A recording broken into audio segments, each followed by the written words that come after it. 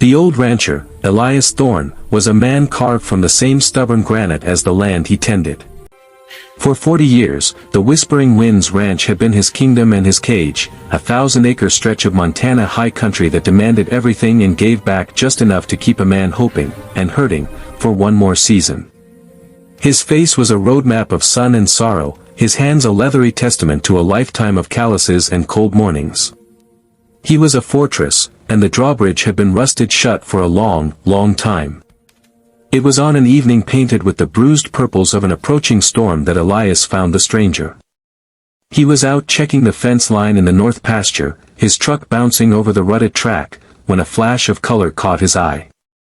Not the deep gold of prairie grass or the gray-green of sagebrush, but the garish, unnatural blue of a cheap sedan, now buried nose-first in his creek bed, steam hissing from its ruptured radiator like a dying serpent.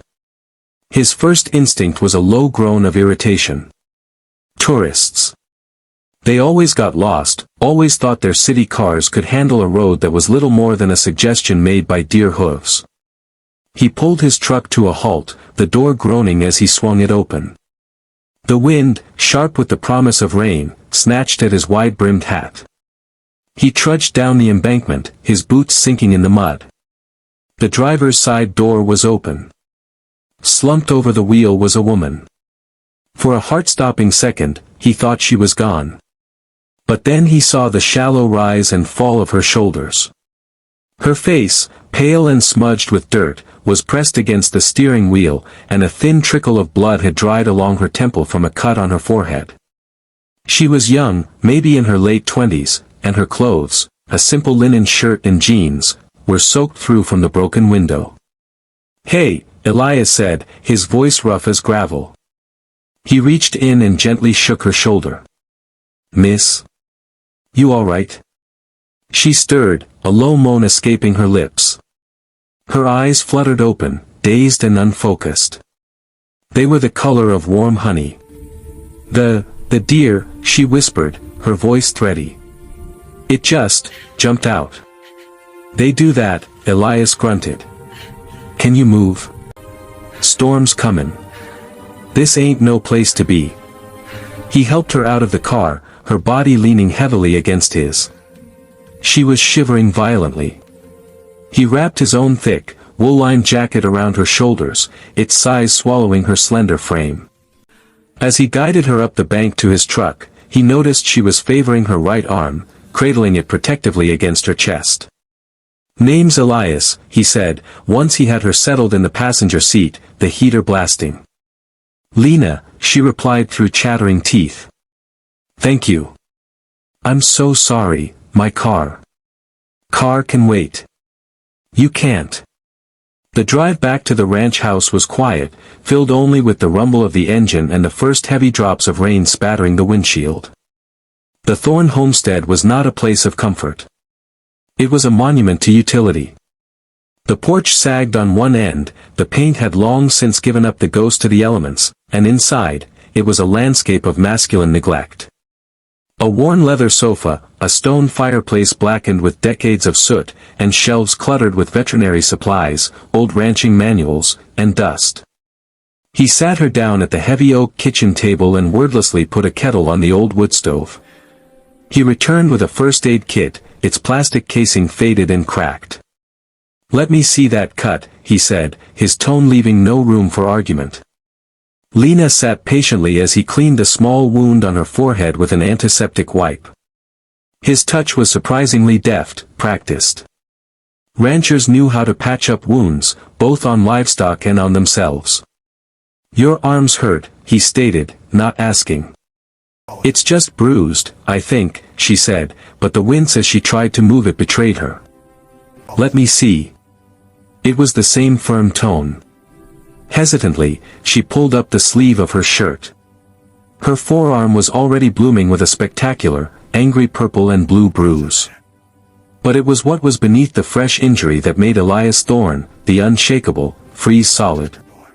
Just below the crook of her elbow, faded with time but unmistakable, was a small, intricate tattoo. It wasn't some trendy design. It was a symbol he knew as well as his own reflection.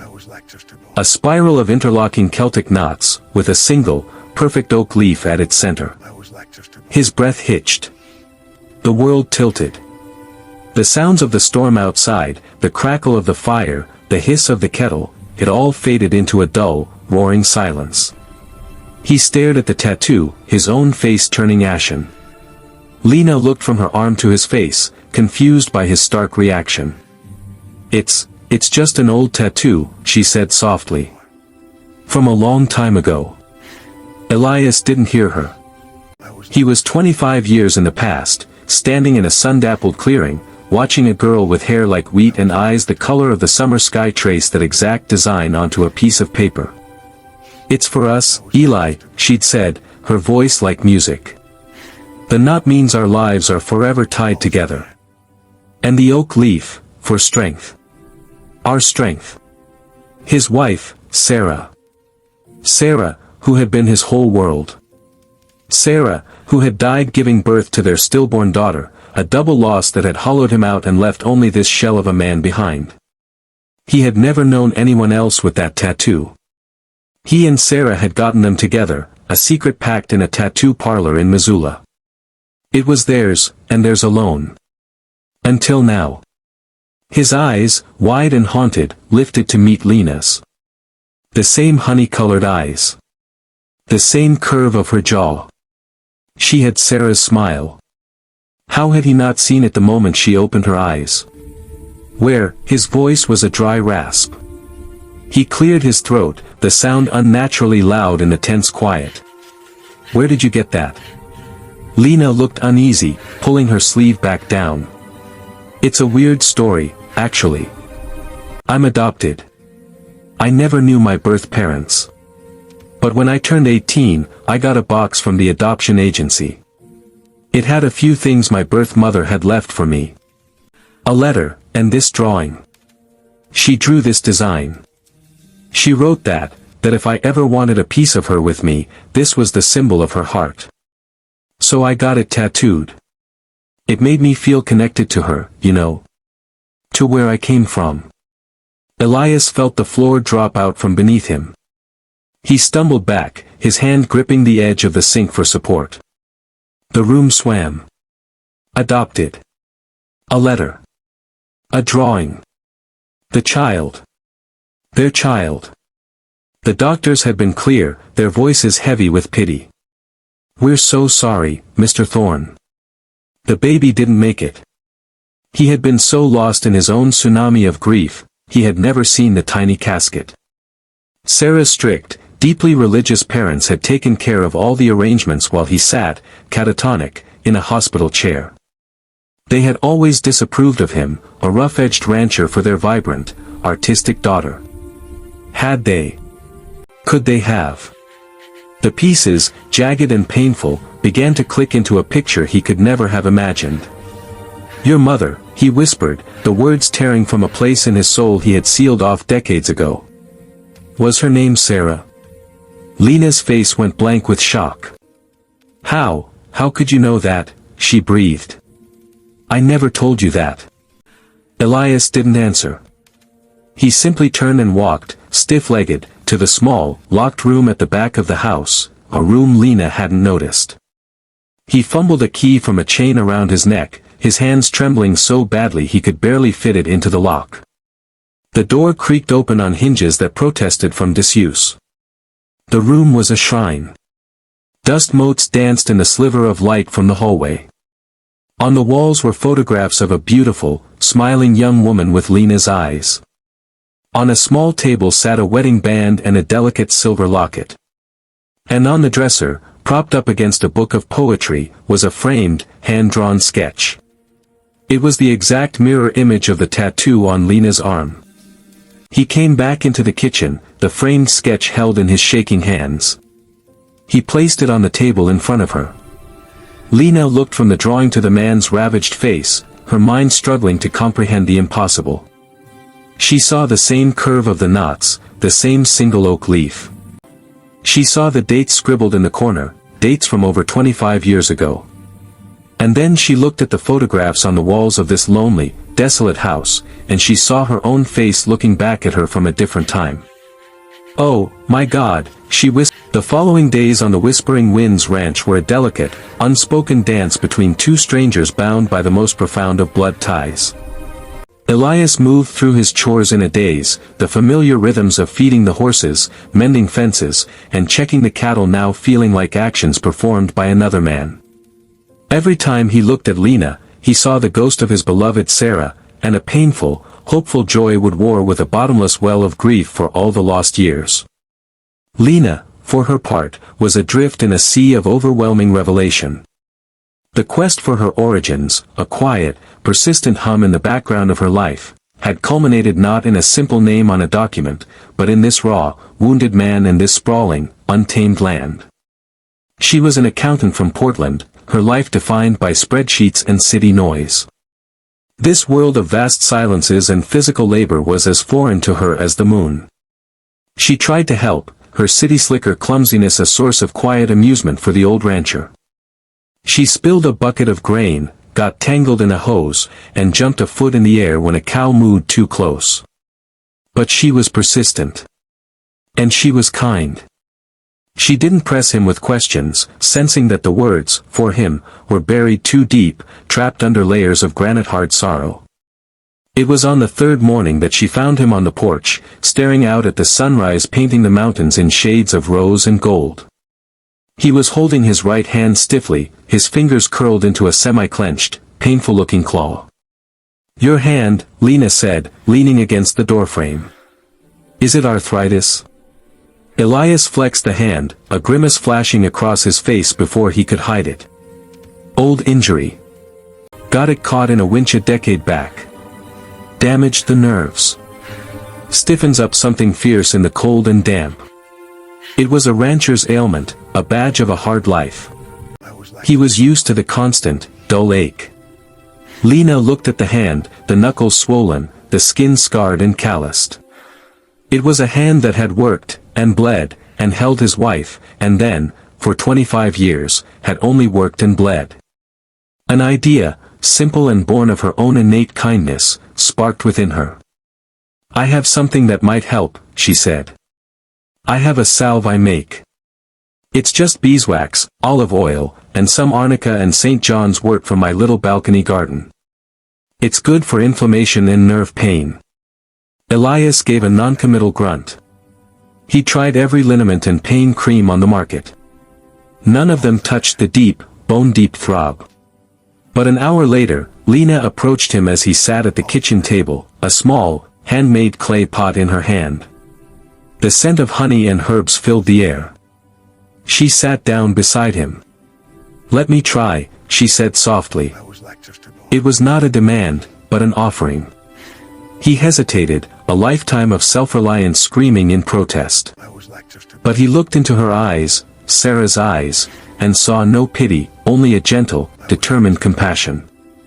Slowly, reluctantly, he laid his gnarled, painful hand on the table between them. Lena scooped a small amount of the salve onto her fingertips. It was warm from her skin. She looked at his hand, a map of his solitary suffering, and then she looked into his eyes. "Rub it gently," she said, her voice barely a whisper, yet it seemed to fill the entire quiet room. "Dad." The word landed not as a sound, but as a seismic event. "Dad." The rancher froze. The air left his lungs. No one had called him that. Ever. The title he had thought buried in a tiny coffin was now spoken aloud, bestowed upon him by a full-grown woman. It was the key that finally, completely, shattered the lock on his heart. A single, ragged sob tore from his throat. Then another. He didn't just cry, he wept, great, heaving sobs that shook his broad shoulders. 25 years of solitary grief, of swallowed pain, of lonely nights and even lonelier days, came pouring out. He buried his face in his other arm, his body convulsing with the force of his release. Lena didn't flinch. She didn't try to shush him or tell him it was okay. She simply placed her salve-slicked hands on his wounded one and began to rub. Gently. So gently. Her touch was soft and sure, her fingers working over the swollen knuckles, the tight tendons, the ropey scars. She massaged the herbal balm into his skin, her touch a silent language of acceptance, of healing, of love. She was rubbing away more than just physical pain. She was rubbing away the loneliness. She was rubbing away the years of believing he had lost everything. With every gentle, circular motion, she was acknowledging his pain, honoring his loss, and anointing him anew, not just as Elias Thorne, the rancher, but as Elias Thorne, a father. It was the hidden secret, the final, transformative revelation. The secret wasn't just that Lena was his daughter. The secret, the one Elias had kept even from himself, was that his heart wasn't dead. It had only been frozen, waiting for a moment of profound, selfless kindness to thaw it. He cried until he had no tears left.